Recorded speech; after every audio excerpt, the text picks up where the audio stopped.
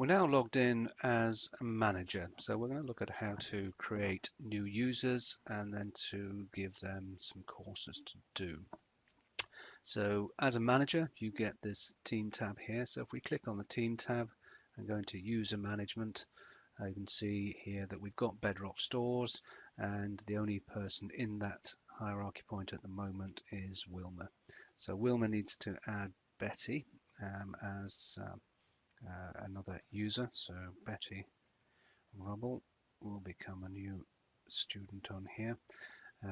We'll give her an email address to which we can send her username and password. So she'll get an email notification telling her what her credentials are for logging in. I can create Betty as a manager here. I can go all the way up to the same level as myself, so I can create other team managers, other students.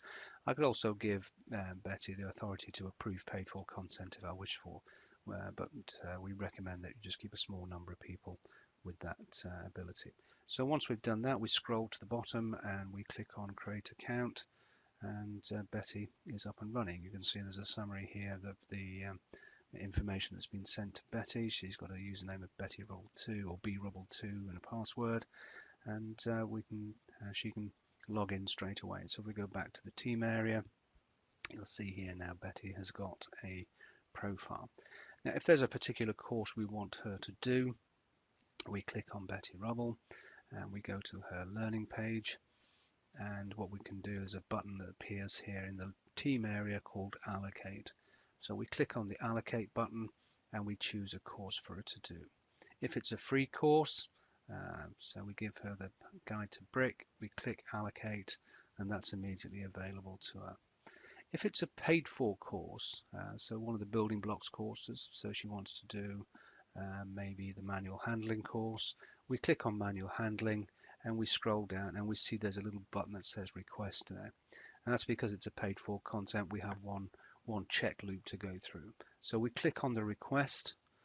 There's a confirmation button because there's money involved. Yes, we want to OK that request. And then as the manager, I can go into the team area and you see the third option down here is requests. So we click on requests and you can see here that Betty Rubble has requested manual handling, a price of £15, and it was requested on the 28th of June. If I approve that and select granted from the drop down, you'll see here that there is an order summary has been created. If I now confirm that, which I'm going to, that'll allocate and make the course immediately available to Betty, and at the end of this month your organization will get an invoice, a summary statement and an invoice for the purchase of that course. So that's how invoices work. So if we have a look at user management now, we go into Betty's profile, we click on Betty and we'll see she's now got two courses to do, the free course, which is a guide to brick, and the paid for course, the manual handling. She can log in using the information she's recently been sent and do those two courses straight away. And that's creating users and allocating learning to them.